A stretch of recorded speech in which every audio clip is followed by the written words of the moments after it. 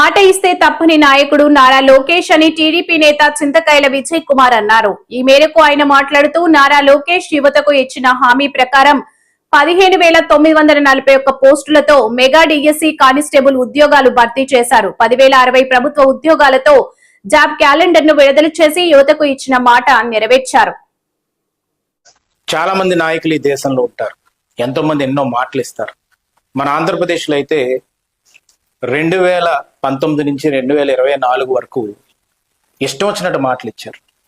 మాటలు ఎలాంటి మాటలు అంటే, నేను వచ్చిన వెంటనే జాబ్ క్యాలెండర్ ఇస్తాను, నేను వారంలోనే సిపిఎస్ని రద్దు చేస్తాను, ఎంతో మందికి జాబులు ఇచ్చి యువకులు ముందుకు నడిపిస్తానని చెప్పి అబద్ధం మాటలు చెప్పి 2019లో వైఎస్ఆర్సీపీ ప్రభుత్వం వచ్చి 2024కి అబద్ధం మాటలు గోడలన్నీ పగిలిపోయాయి కాబట్టే 11కి వెళ్ళి ఇంట్లో కూర్చున్నారు.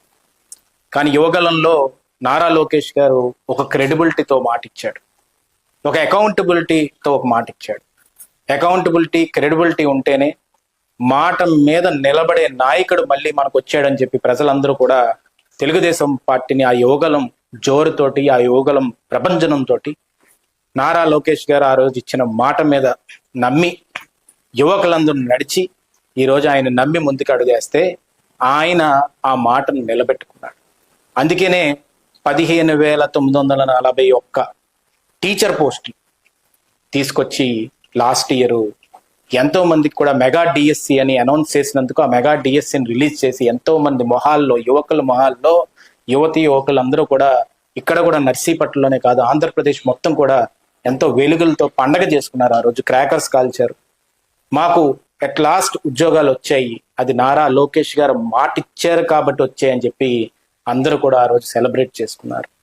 తర్వాత చూసుకుంటే కానిస్టేబుల్ ఉద్యోగాలు 6,096 ఉద్యోగాలు, అన్ని ఉద్యోగాలని కూడా తీసుకొచ్చి లాస్ట్ ఇయర్ ఒక పండగ వాతావరణం తీసుకొస్తే ఈరోజు 10,060 ఉద్యోగాలు మన కోసం అని చెప్పి ఈరోజు జాబ్ క్యాలెండర్ రిలీజ్ చేసి, ఆ జాబ్ క్యాలెండర్ రిలీజ్ చేయడంతో పాటు డేట్ వైజ్ ఇవ్వడం, అంటే మే 15ని ఇన్ని ఉద్యోగాలు ఇవ్వబోతున్నాను, అలాగే మళ్ళీ ఆగస్టు 15ని ఇవ్వబోతున్నాను స్వతంత్ర దినోత్సవం అప్పుడు, మళ్ళీ సెప్టెంబర్లో ఇవ్వబోతున్నాను 15వ తారీఖుని, అక్టోబర్లో ఇవ్వబోతున్నాను 15వ తారీఖునని మాట ఇచ్చి మాట తప్పకుండా మాట మీద నిలబడి డేట్లతో సహా చెప్పిన ఏకైక క్రెడిబిలిటీ ఉన్న ఏకైక నాయకుడు నారా లోకేష్ గారు అనేది ఈరోజు ఆంధ్రప్రదేశ్ ప్రజానికం మొత్తం కూడా, యువకుల మొత్తం కూడా, ఇప్పుడు జెన్జీ జనరేషన్ మొత్తం కూడా మాటిస్తే మాట మీద నిలబడతాడు అనేది గుర్తుపెట్టుకోవాల్సిన అవసరం ఎంతైనా ఉంది నారా లోకేష్ గారి గురించి. అలాంటి నాయకత్వంలో మీ అందరం కూడా పనిచేస్తున్నందుకు ఎంతో గర్వంగా అనిపిస్తుంది.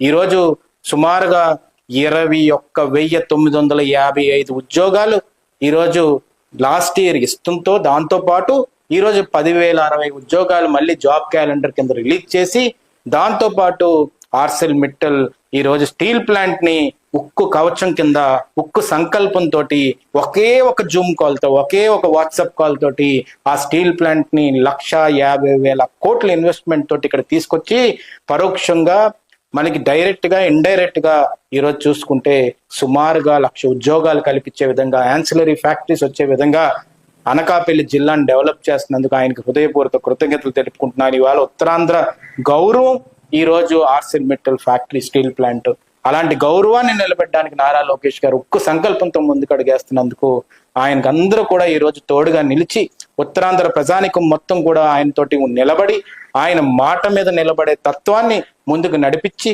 రేపు రానున్న రోజుల్లోని ఇంకో 10 ఏళ్ళు కూటమి ప్రభుత్వాన్ని తీసుకొచ్చి ఇలాంటి ఫ్యాక్టరీలు, ఇలాంటి ఉద్యోగాలు మరెన్నో ఇచ్చే విధంగా, ఎందుకంటే మాట మీద నిలబడతాను అని చెప్పి జగన్మోహన్ రెడ్డి 2019 నుంచి 24 వరకు మాట మీద మాట తప్పను, మడమ తిప్పను, ఈ మాటలన్నీ కూడా ప్రాస బాగుందని ఇష్టం వచ్చినట్టు వాడేశారు. ఆ ప్రాసకి ఈరోజు ఫుల్ స్టాప్ పెట్టిన ప్రజానికం ఒక్కసారి మేలుకొల్పి ప్రతి ఒక్క గ్రామంలోని చెప్పవలసిన అవసరం, బాధ్యత మన యువకులందరికీ ఉంది.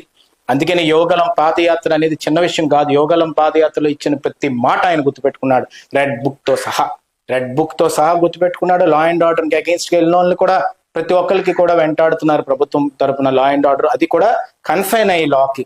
అలాగే ఈ రోజు జాబ్ క్యాలెండర్ విషయంలో కూడా మాట తప్పలేదు.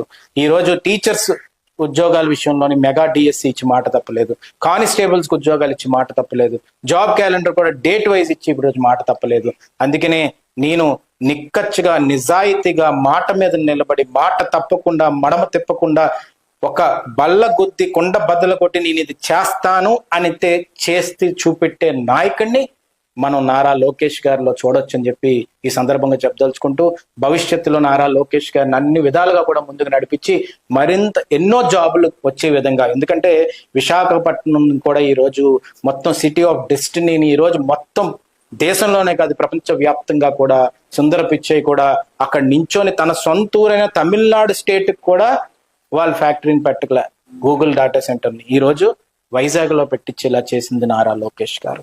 అక్కడికి వెళ్ళి అమెరికాకి వెళ్ళినా కూడా, డావోస్కి వెళ్ళినా కూడా ఎన్ని కంపెనీస్ తో మాట్లాడాం, ఎంతమందితోటి మనం డీల్ చేసాం, ఎన్ని ఉద్యోగాలు వస్తున్నాయి దాని మీద రివ్యూ చేసుకోవడం కానీ, అలాగే మధ్యాహ్న భోజ పథకంలోని ఏదన్నా కానీ ట్రాన్స్పరెన్సీ మిస్ అవుతే ఆ స్కూల్కి వెళ్ళి స్వయంగా ఆయన అన్నం తిని ఆ మధ్యాహ్నం భోజనం పథకం కూడా అన్ని విధాలుగా కూడా టీచర్స్ సరిగ్గా చూసుకుంటున్నారా లేదో కూడా చూసుకొని హాస్టల్స్కి వెళ్ళి విజిట్లు చేసి ఇలాంటి నాయకుడు ఉండడం అదృష్టంగా భావిస్తూ రేపు ఆయన ఉత్తరాంధ్రకి రావడం జరుగుతుంది.